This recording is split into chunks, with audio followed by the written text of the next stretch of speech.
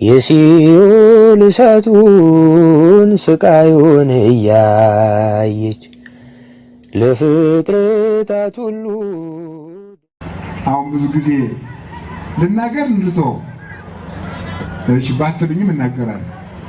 ከበሮ ሲመታ አሁን አንዳንዱ ሰው ወንድ ሲሆን ወደ እነማን ዙሮ ነው የሚመጣው? ወደ ሴቶች ዙሮ ነው የሚመጣው። እንዲያዩት እኮ ነው፣ ሌላ እኮ አይደለም። እንዲያዩት እነሱ እንዲያዩት በዚያ በኩል ማለት ነው። አንዳንዱ ሰው ደግሞ ሴቶች በተቀመጡበት ስንጥቅ አድርጎ የሚያልፍ ሰው አለ። እንዲሁ በዚያ እንዲያዩት ነው፣ ምንም እኮ አይደለም። ስለዚህ ከበሮ እነገሌ እንዴት ነው የሚሉኝ፣ በነገሌ ምን ስዕል አለኝ እየተባለ ነው የሚመታው ማለት ነው። አሁን ከበሮ ሲመታ እስክስታው፣ እንቅጥቅጡ፣ ብር ብር መሰኘቱ ምንድን ነው? ለእግዚአብሔር ነው ለሰዎች ነው? እንዲሁ እንዲህ ማለት እኮ በቂ ነው። ከበሮ ሲመቱ በጣም መሽከርከር ይቻላል አይቻልም ብሎ ከመጠየቅ በፊት አንድ ጥያቄ መጠየቅ ቀላል ነው። ከበሮ ስንመታ የምንሽከረከረው ለእግዚአብሔር ነው ለሰው ነው? ለሰው ነው። ሴቱም እንደዚያው ማለት ነው።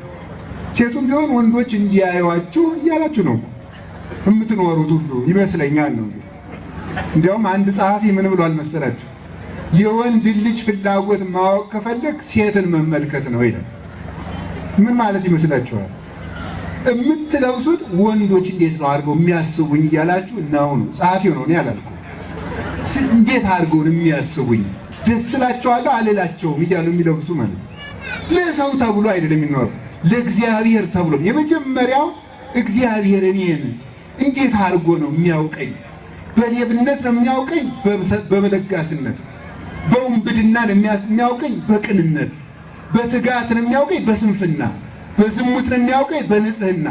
በጾም ነው የሚያውቀኝ? በሆዳምነት? በማመስገን ነው? በተሳዳቢነት ነው? በአስታራቂነት ነው? በነገረ ሰሪነት ነው የሚያውቀኝ ብሎ ነው። ከእግዚአብሔር ፊት ስላላችሁ መልክ ነው መጨነቅ። ለሰው ተብሎ ሰው አሁን ጀውኮ ይገርማል። አንድ ሰው ብር ይሰጠና ቤተክርስቲያን እገሌ 50 ሺህ ብር ሰጥቷል እልል በሉለት። ሰዎች አሁን ሰውየውም ከዚያ በኋላ ምንድን ነው ሌላ ቀን 10 ብር ሲሰጥ ዝም ብንል ዛሬ አንሶ ነው ያለጨበጨቡልኝ ማለት ይጀምራል። እግዚአብሔር ይቀበለኛል ሳይሆን ሰዎች እንዴት አሉኝ ስለሆነ ማለት ነው። ሰዎች እንዴት አሉኝ፣ ሰዎች ተቀበሉኝ አልተቀበሉኝ። ሰውን መሰረት አድርጎ የሚሰራ ስራ ሰው ሲወድቅ አብሮ ይወድቃል፣ ሰው ሲፈርስ አብሮ ይፈርሳል። ሰውን እየተከተለ እግዚአብሔርን የሚከተል ሰው ይጠፋል። እግዚአብሔርን ተከትሎ ከሰው ጋር ይኖራል እንጂ ሰውን ተከትሎ ከእግዚአብሔር ጋር አይኖርም።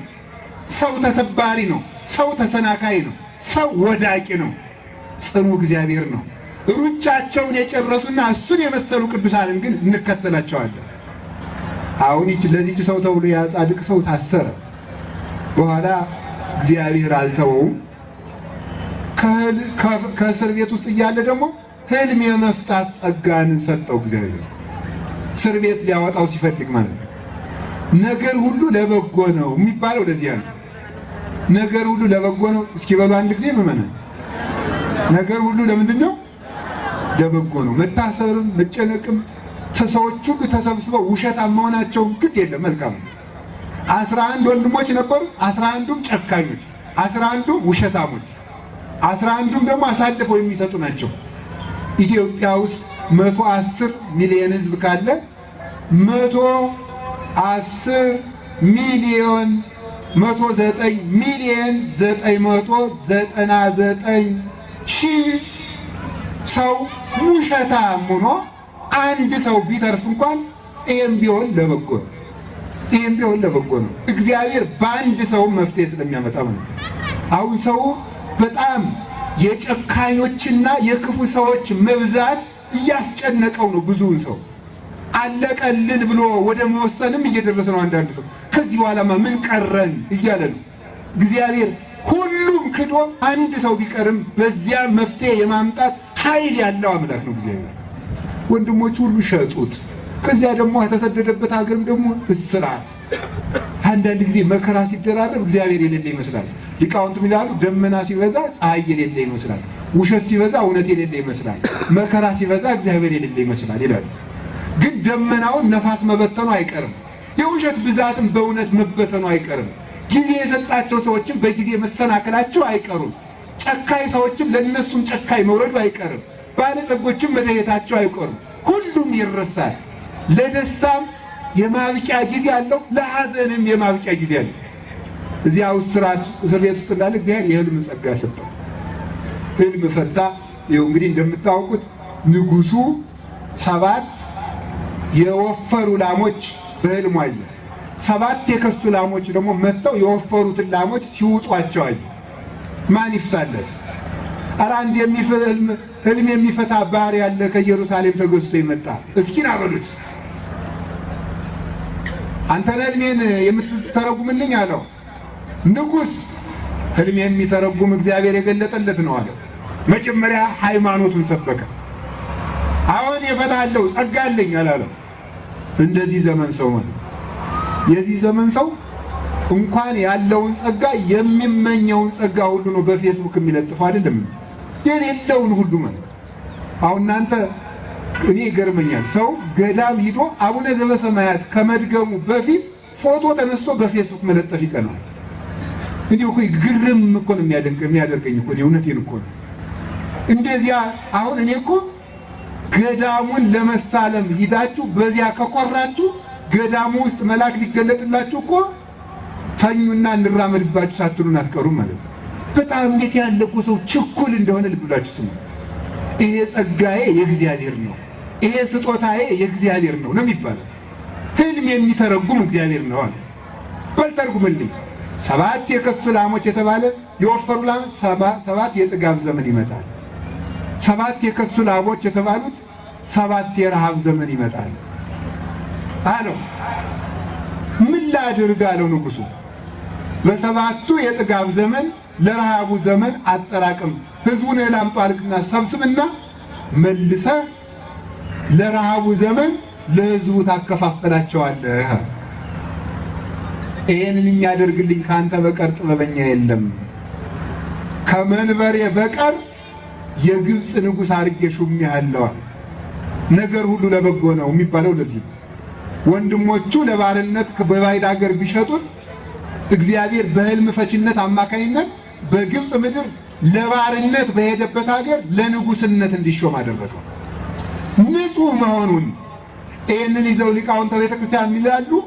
ዝሙት ይላሉ፣ ዝሙት ንግስትን ባሪያ ያደርጋል፣ ንጉስን ባሪያ ያደርጋል።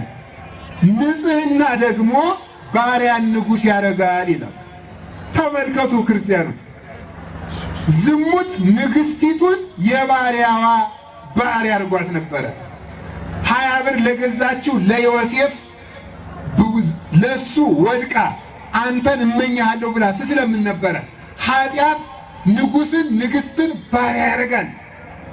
እሱ ደግሞ ለኃጢአት ያልተገዛ ንጹህ ስለሆነ ንጽህና ደግሞ ባሪያውን ንጉስ አደረገው። ዛሬ እውነቴን ልንገራችሁ፣ ባላወቅነው ባርነት እየተቀጠቀጥን፣ ባላወቅነው ባርነት እየተገዛን ያለ ነው። ለምን ይመስላችኋል? ባርነትን ያመጣብን፣ ስደትን ያመጣብን፣ መፈናቀልን ያመጣብን፣ ረሃብን ያመጣው ምን ይመስላችኋል? ኃጢአት ነው የመከራ ባሪያ ያደረገን። ንጽህና ስለሌለን ነው። ንጽህና ከባርነት ያወጣል። እውነቴን ልነግራችሁ፣ አሁን ከተጋረደብን መከራ እንድንወጣ ከፈለጋችሁ መፍትሄው ምንድን ነው ብትሉኝ፣ ንጹህ መሆን፣ መንጻት። የምትሰርቁ ሰዎች ስርቆታችሁን ማቆም፣ ሱስ ያለባችሁ ሰዎች ሱሳችሁን ማቆም ከዛሬ ማታ ጀምሮ። ሌብነት ያለባችሁን ጾሜን እግዚአብሔርን ይዤ እሞታለሁ፣ እግዚአብሔርን አጥቼ ከምጠግብ እግዚአብሔርን ይዤ በራብ እሞታለሁ ካላችሁ፣ ተንኮለኛነትን ከተዋችሁት፣ ነገረ ሰሪነትን ከተዋችሁት፣ እርግጠኛ ሆኜ የምናገረው እዚህ የተሰበሰበው ሰው እኔንም ይጨምራል። እዚህ የተሰበሰበው ሰው ብቻ ንጹህ ከሆነ ኢትዮጵያ የሰላም ነፃነት ታገኛለች። እመኑኝ፣ ይሄን እግዚአብሔር ያደርግልናል። ግን አልነጻንም፣ ጉድፍ አለብን። ያ ጉድፍ መራገፍ አለበት። የሆይ ሆይታ ሃይማኖት አይደለም ያለን፣ የቅድስና ሃይማኖት ነው። አሁን ጥምቀት መጥቷል። እንግዲህ ጥምቀት ሲመጣ ተሰብስበን ስላልን መፍትሄ የምናመጣ እንዳይመስላችሁ። እልል ስላልን ስላጨበጨብን ምንጣፍ ስላነጠፍን መጋረጃ ስለጋረድን ታቦቱን አጅበን ስላስገባን ብቻ መፍትሄ አይመጣም።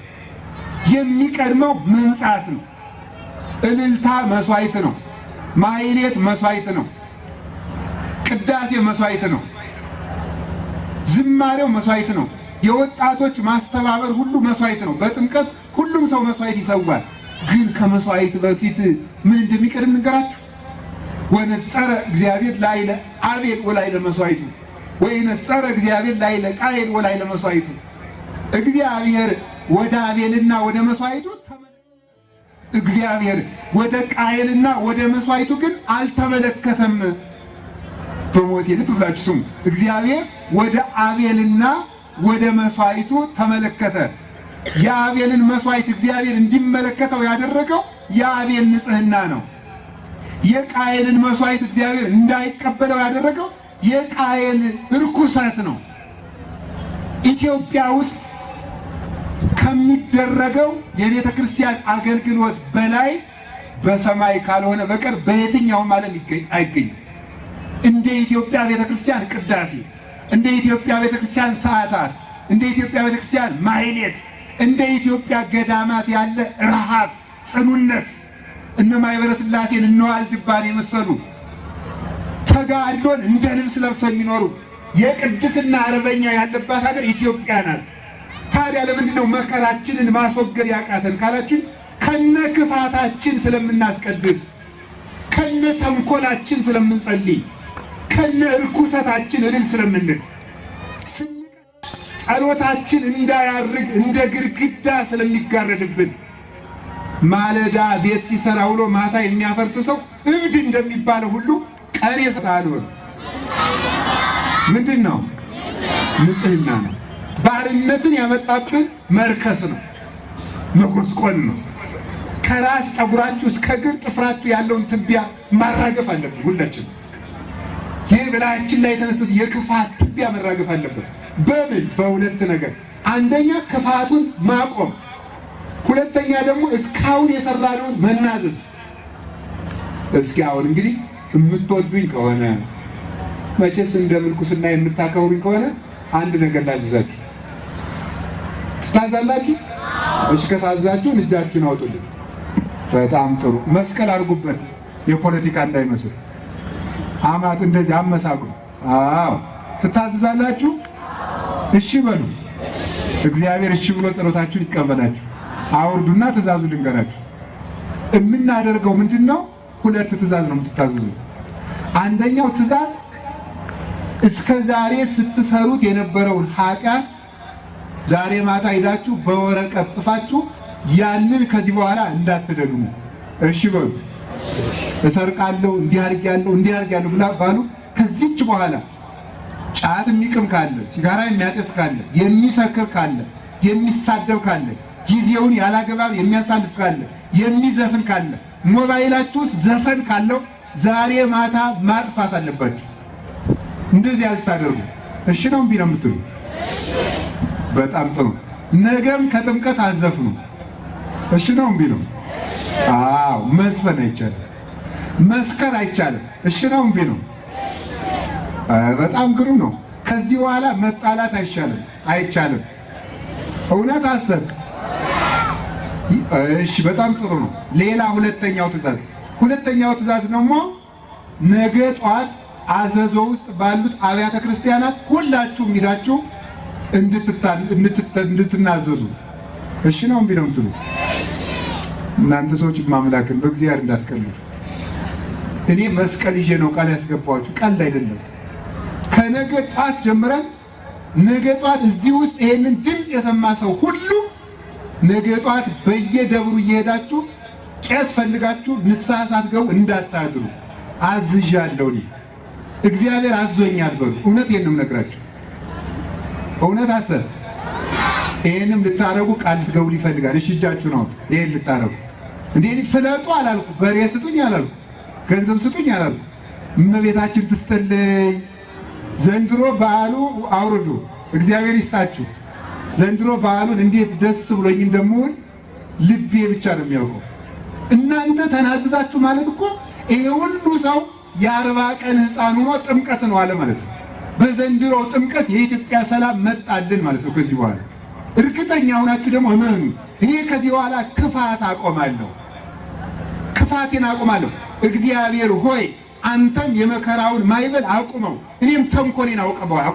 ከዚህ በኋላ አልሳደብም፣ ከዚህ በኋላ አላማም፣ ከዚህ በኋላ የተጣላችሁን ሰዎች እታረቃለሁ። እኔ ከዚህ በኋላ ያንተ መልክ መሆን ነው የምፈልግ ማለት ይጠበቅባቸዋል። እንዲያ ከሆነ ከባርነት እግዚአብሔር ጎትቶ ያወጣናል። እውነተኛ ንጽህና ካለን ምን አለ? ወጽድቅን ይታግዕዘክሙ። ዮሐንስ ወንጌል ምዕራፍ 8 ላይ መድኃኔዓለም እንዲህ ብሏል፣ እውነት ነፃ ያወጣችኋል። አትዋሹ፣ ውሸት ፈጽሞ ነውር ነው። እውነተኛ ኑሮ ኑሩ፣ እውነት ካለ ነፃ ያወጣችኋል። ሁላችንም እግዚአብሔር ነፃ ያወጣን።